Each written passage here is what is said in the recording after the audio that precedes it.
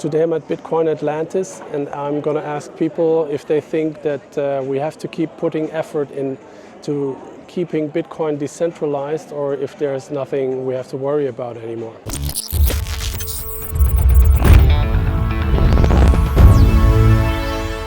Will we have to continue putting effort into keeping Bitcoin decentralized, or is there nothing we have to worry about anymore?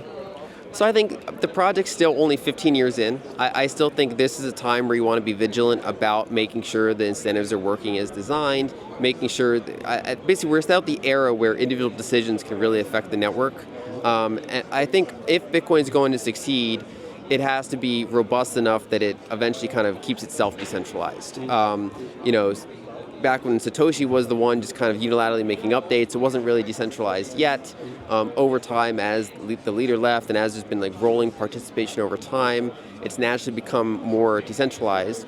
But I think that there's still, there's technologies that people are working on to try to do things like, for example, decentralize custody a little bit more than it is now. Make it easier for different communities to hold their own coins, rather than say all these different communities around the world all putting their coins on Binance, for example. That's a centralizing attack vector. Or anything that makes mining more decentralized. I think we're still in that era where it matters, but over the long term, I think the system has to be enough that it mostly keeps itself decentralized if it's going to last a very long time. I think that we should be mindful of any of the attempts to centralize Bitcoin, but I do believe that it is like Robert Breedlove describes it, as a vortex of incentives. And due to the vortex of incentives, I think that it's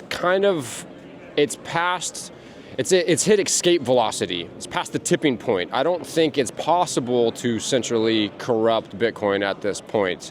Another thing that Robert Breedlove says that I really love is Bitcoin is essentially the discovery of incorruptibility.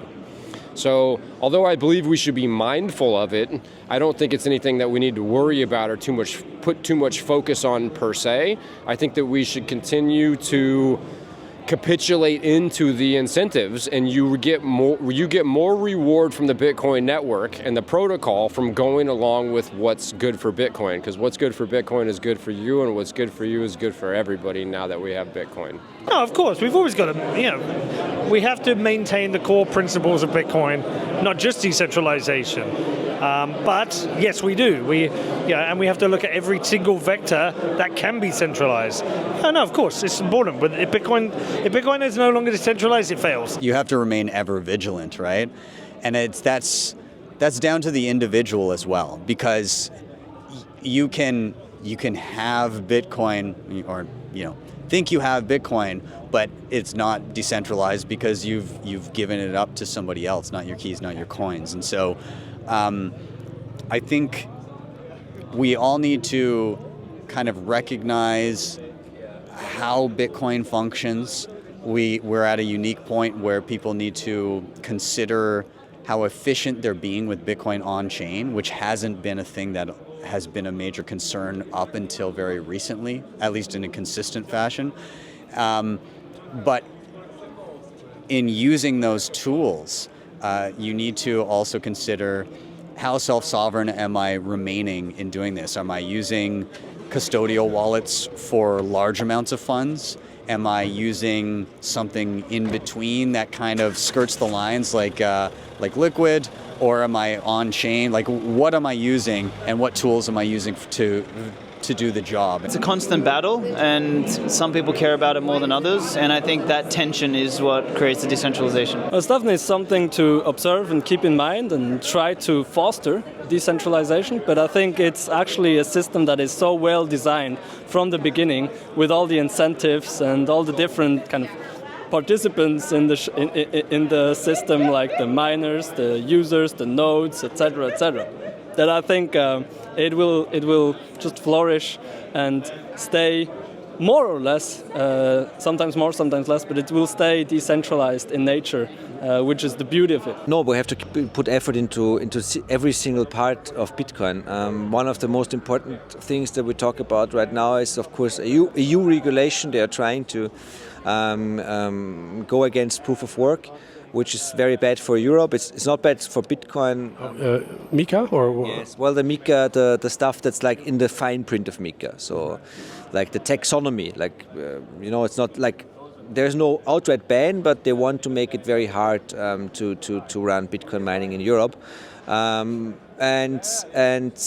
they're very scared of Bitcoin, especially like the big centralized EU, the ECB. They seem to be super scared of Bitcoin, and that's not a good thing, because it means they seem to start understanding it.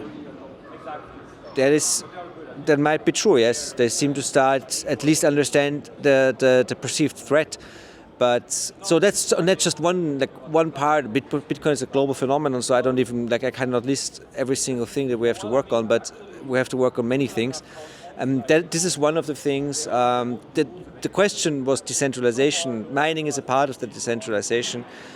So the less jurisdictions that we have where mining is possible, the less decentralized we're going to be.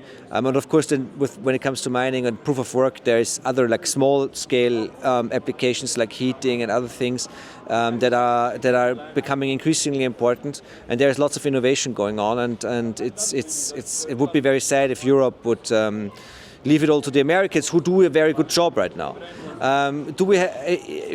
I think the most important challenge for the next probably 10 years when it comes to decentralization is the question of where are the coins custodied.